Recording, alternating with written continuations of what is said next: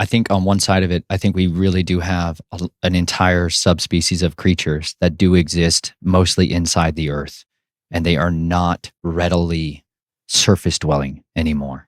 And I do believe, like in Lake Havasu City, Arizona, man, inside the London Bridge is a massive room, like a throne room, where they engage in this magic. But this Brotherhood of the Serpent, they call upon Nachash, the dragon.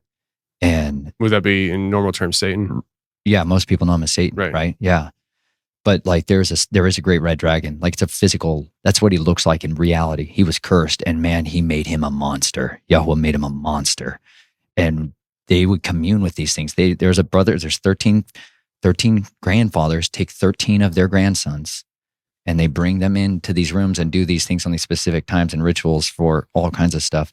But the dragons tell them the future. This is like always what they've been able to do is Satan leads Yeshua up onto a great high place and says, I shows him all the nations of the earth and all their kingdoms and their reigns in a moment of time. He shows them the future. That's what they do. They can show you what's to come. This is why we get hunted by them. He knows if we're going to be part of his adversaries. He knows if we're going to be on his enemy list. And that's why he targets us at our youth. That's what so happens. So many people, they're like, why has my life been a nightmare from the beginning?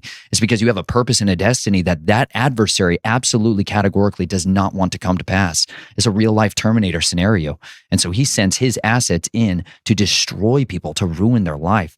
And those meeting places happen when they sit down in these rooms and they try to call up these creatures. It's from inside the earth. It wasn't like ethereal mist. They were physical things that would come out of these tunnels, and they would come into the room and they would consume the offerings that were given there. And then the words of the Nachash would come forth, and they would prophesy to these guys.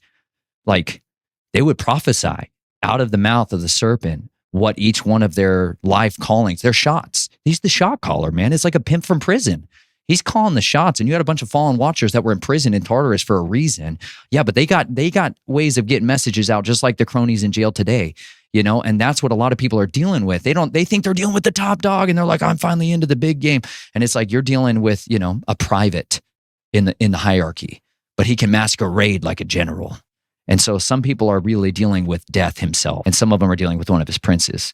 And this is what my family's covenant was with the dragon. They didn't mess around, man. They went all the way to the chain of command. They uncovered a bunch of my great-grandfather's grandfather was an archaeologist who dug into the Indian mounds out in the Ohio River Valley. And they started finding a priest class that was these serpent worshipers.